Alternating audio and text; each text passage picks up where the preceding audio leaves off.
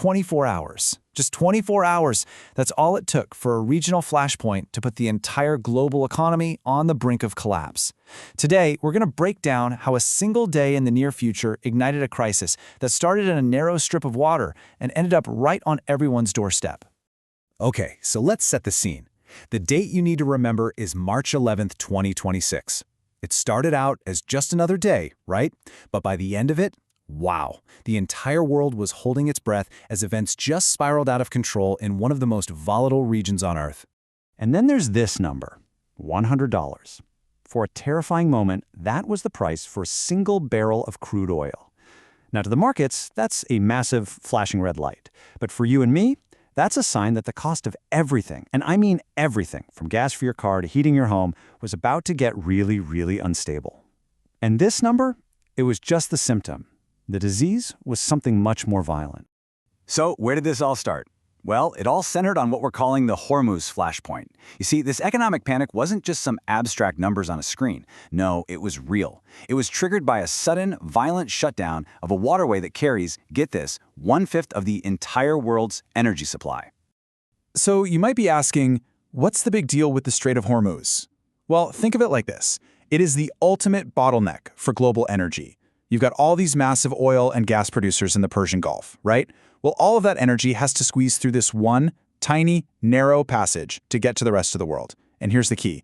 If you control that strait, you've basically got your hand on the world's economic throat. And yeah, on March 11th, someone decided to grab that control. Iran made its move, trying to shut the whole thing down. We're talking drones, mines, targeting commercial ships. They even set a Thai cargo ship on fire. But the U.S. response? It was immediate, and it was overwhelming. The Pentagon even called it its most intense day of strikes. In just one day, American forces took out 10 mine-laying vessels and sank over 60 Iranian naval ships. The escalation was just boom, instant and devastating. Okay, so with that choke point basically slammed shut, leaders around the world started to freak out. They were scrambling to stop a complete economic meltdown. And that's when the International Energy Agency, the IEA, did something they'd never done on this scale before. They announced this massive, record-breaking release from emergency stockpiles. If that's not a sign of global panic, I don't know what is. 400 million. That's how many barrels of oil we're talking about. To give you some perspective, that is a truly historic amount. It was a desperate move, just trying to pump enough oil back into the market to stop prices from going completely haywire. It was like the entire world was pulling the emergency brake at the same time and pulling it hard. But look, this was never going to be just about ships or money. The fire that started in the Strait of Hormuz, it wasn't going to stay contained. It immediately spilled over, lighting up the whole region. What started as a strategic clash, well, it quickly became a full-blown multi-front war. And the speed of it all, it was just staggering. This wasn't about ships at sea anymore. Suddenly, you've got Iranian drones hitting luxury apartment buildings in Dubai. You've got proxy forces in Iraq, these are local militias backed by Iran, attacking U.S. support centers. Then, they start hitting desalination plants, the places that provide fresh water for millions. And the response? The U.S. and Israel hit back hard, with strikes across 10 Iranian provinces. The conflict was just everywhere, all at once. And of course, with all this chaos, there's a very real, very immediate human cost. While all the big powers were trading missile strikes, the conflict just bled across the borders.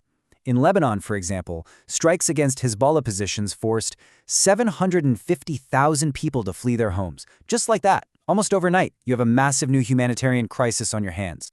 So with the Middle East basically on fire, the political fallout, well, it went global, fast. This was way beyond a regional issue now. Nations all over the world were being forced to get off the fence and pick a side.